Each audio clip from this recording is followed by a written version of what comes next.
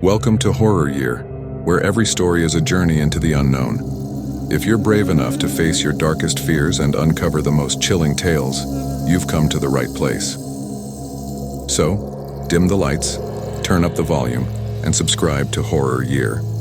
Your journey into terror begins now. I need assistance right now. I believe I am in a fictitious town. I'll try my best to make everything clear. I'm a police officer named Roger. I was transferred to a tiny country community not too long ago. I reasoned that I would have had more time to pursue interests I had put off for the most of my life because it would likely be less eventful than the city. But that's not the case at all. When I got to the station, everything was all right. I discovered that nearly all of my new coworkers, like myself, were from out of town. Knowing that I could connect with everyone was helpful. After a dull first day, I made the error of perusing some old case files to pass the time. I read calls detailing monsters, flying spines, and unsolvable issues, thinking I was reading an elaborate practical joke.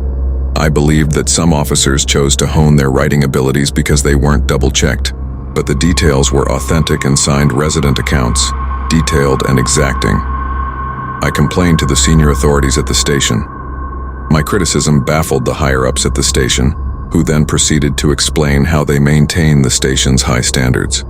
When I spoke with my new co-workers, I got the same responses, as though I was describing to them how strange it is that it is nighttime.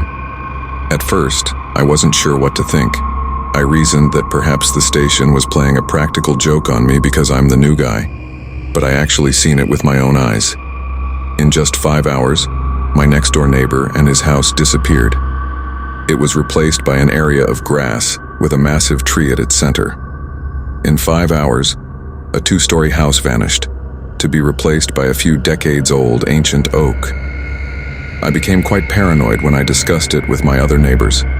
I never imagined that a bewildered face could make me feel so afraid. Since I like to think of myself as intelligent, I saw that something wasn't quite right about the facility very soon. I emailed all of the proof I could muster to my former station, including some of the police I spoke with during their strangest calls. I was interested in their clumsy account of what happened, their unofficial viewpoint. I mailed the first several to my former station, but I got no reply. Actually, nobody answered from the outside. I attempted to phone friends, relatives, and even former coworkers. Although it appeared that I could access the outside world, I was unable to reach the outside world. To be honest, I started to doubt my own sanity. There are telltale indications, such emotional outbursts, memory loss, and hallucinations, that, in my opinion, best characterizes them. That brought to mind the fact that I can't seem to recall how I entered the town. I arrived, but I'm not sure if I took a car or a plane. Furthermore, a fast Google search revealed that the location I'm in is unreal. Satellite photos only depict a dense forest in the exact area where I am. I'm on the phone right next to my new small house and all I can see is trees. I'm not sure what I should do next. Thus, I've chosen to share this here. I'm hoping that after reading the first interview, someone would inform me that this is not normal. I need assurance that I'm not going crazy. Below is a transcript of our conversation. 8 September 2024, 1:34 p.m. Interviewee, Jack Murrow, Rowalk Police Station, and the recording is running R. Jack, how are you feeling? J. Well, how could I not be? I get paid to talk, which is my favorite thing to do. Alright, so as you are aware, I have discovered that some of the records were, to put it mildly, mishandled. To fill in the blanks, I will kindly ask you a few questions regarding one of your calls. J. No issue at all. R. Tell me about the call you made to Maggie's at midnight a few days ago. I suppose it was just some youngsters breaking into the store and tricking me as well. Is that the one lacking information, really? It wasn't like there were many details to begin with, so it was rather uneventful. R. Yes, that one. Just talk to me. Tell me about that night in detail. J. All right, ma'am. I was driving down the main road on my unexpected night shift, and I think it was just 5 minutes past midnight. I was scheduled to be there, but Anthony had phoned in ill the day before, ruining my plans for Friday. Since I don't get paid to complain, I did my job. I was awake for the midnight shift, a formality more than a necessity, because of the outside wind brushing against the thick tree line and the radio host talking non-stop about some new internet fad. I was on it a few times before, and nothing ever happened except for the occasional checkups on my walkie-talkie. After dark, all businesses closed, the streets became empty, and the roads occasionally had plastic bags dragged by the wind. I remember that night being rather cold. It's safe to say that my pupils widened when my walkie-talkie alerted me to a possible heist in Maggie's. The owner was waiting for me outside and came over to me before I had a chance to get out of my cruiser. It took me less than a minute to reach the location, empty streets and everything. As he shouted his accomplishments to me, his words seized my collar and pulled me in. I spotted them. I caught it. I finally caught the fuckers. "Slow down, gentlemen. Tell me what's going on. You mean you cow?" Clothes kept going missing and mannequins kept popping up in random spots around the store. 2 days ago, I even discovered the back door wide open. You guys didn't take me seriously, so I took matters into my own hands. "And I caught them," the owner said quickly and aggressively, sounding more like a farmer than the customer. A few days earlier, as I recall, some of the boys did go to Maggie's on many occasions, but as recommended, they found nothing noteworthy, aside from the fact that nobody ever touched the money kept in the safe in the back room. "Will you please slow down and listen to me? What do you mean that you took matters into your own hands?" The owner answered, "All right, I bought motion sensors and upgraded my doors. The sensors went off a few minutes ago, and the shutters dropped." His slow tone allowed me to finally get a good look at him. He was an older man with a prominent bald spot and thick whitened beard who didn't look like the owner of a clothes store. His jeans and jacket were rough and worn out, and I assumed he handled the finances while his wife took care of the clothes. Peeking over his shoulder, I said, "So this burglar is still inside?" Maggie's was a brick rectangle with metal shutters covering the front entrance. Above the shutters, a massive sign that said, "Maggie's clothes fit for all the seasons," flashed and sparkled in the headlights of my automobile. "Yes, they are, and I want you to take them into custody and order them to desist from bothering my mannequins." My boot was polished by his saliva. I reached for my walkie-talkie and explained the circumstances. I received the unfortunate news that there would be no backup arriving while the owner was getting ready to open the shutter doors. The burglars' recent history of non-violence made me doubt that they would be armed or deadly. But my dread of getting into a fight was still bothering me.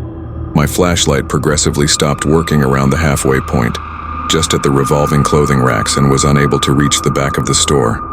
There was no movement in the darkness, which was both a good and bad omen. "Hey, how are you? The police are this. We encircled the structure. Come out gently and raise your hands, make it easy for us." I heard my own pattern repeated back to me. Even though I realized it was merely an echo, I was still rather shocked. "I'm afraid that the light switch is located directly in the storage at the rear of the establishment." I closed the front door and strode around to the rear entry without pausing. "We can enter it through the back door."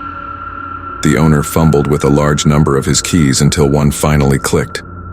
I gently put my arm over the owner's shoulder and pushed him back from the door, saying, "Take a few steps back, sir." Grasping the metal handle, I turned the knob slowly, trying to quiet down my pounding heart. I cranked the knob all the way to 85 degrees, but the door would not come open, and I felt my wrist tighten, following a sharp snap and a deep sigh. The rear entrance was ajar. The staff room was concrete gray and lit only by my flashlight. It had none of the color or beauty of the real business. It was merely customary. I had to make sure he wasn't here instead of the store, even though a quick glance revealed that the door was closed. There was a thunderous thump with every stride echoing around the room. I panned my head and saw with my headlamp that the room was empty. The room was modest, with just an old sofa, a fuse box, a table with a dusty computer, and a few clothes racks trying to cover up the boring walls. The owner hurried to the fuse box and, mumbling to himself, turned some switches, causing the staff area to explode with dazzling light. "Nobody's here. Come in." The orchestra was filled with the sound of many lights coming on and the associated buzz. "All right, let me grab the computer." The owner hurried to the bright display. "I've got some cameras we can look at," as I reached for my walkie-talkie to report. The staff walls were adorned with numerous framed photographs, some depicting the Maggie family, and others the family's early days of the firm in black and white. When I looked more closely, I saw some pictures with a small girl in them. She was in most of the pictures, but I never saw her at the store or close to the proprietors. She would laugh to herself and either wander around the store looking at clothes or give the owner a hug on the hip. A crucifix was placed directly above her golden framed photo.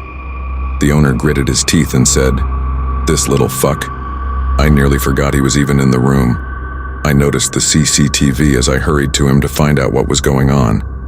To my right, I could see exactly what was behind the walls, observed precisely what the thief had planned for us. The store was crammed full with attire. The flooring were as white as kitchen tiles and the walls had a beautiful oak aspect to them. But the thief had vanished from view. Mannequins were the only thing we saw. They weren't in their normal location. They were dispersed around the store, some carrying stuff and others merely perusing the racks of apparel. They didn't match in their attire.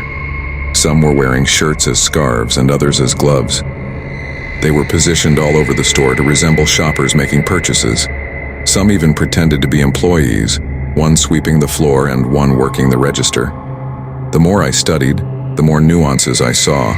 Some mannequins even seemed to behave like kids clinging to their favorite parent while on their knees, holding hands or being lifted by someone else.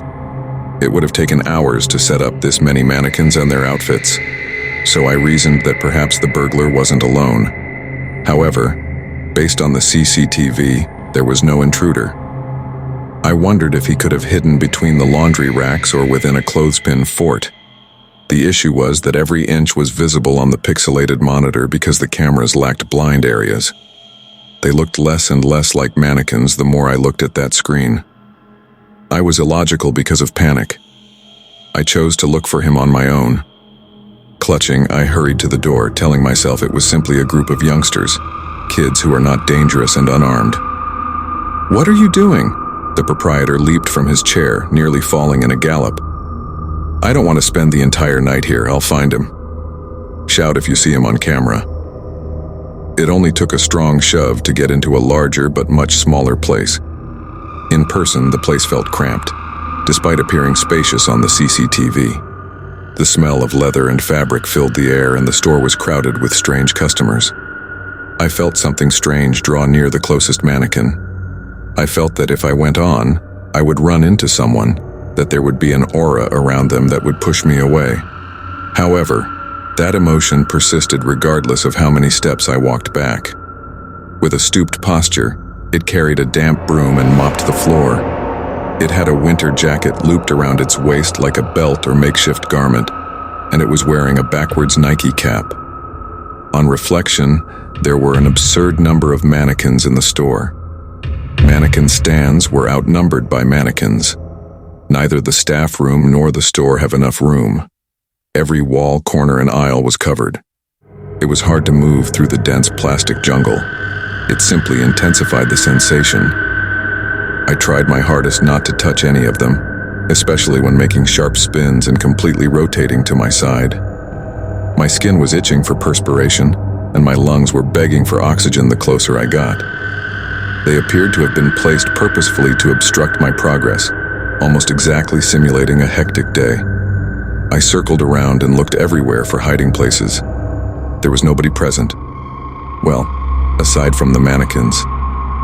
I came to a halt and gave a defeated sigh. I was prepared to give up. I'm prepared to inform the owner what my co-workers have been telling him for the last many weeks. When a child, well, a mannequin masquerading as a child, grabbed my attention. It was on its knees, wearing an incredibly small pink shirt, and it was holding another mannequin's hand. It was staring into a mirror, yet I had the strange feeling that something was not on. It appeared like all the other mannequins, so at the time I didn't comprehend it. It felt different both in terms of size and clothing.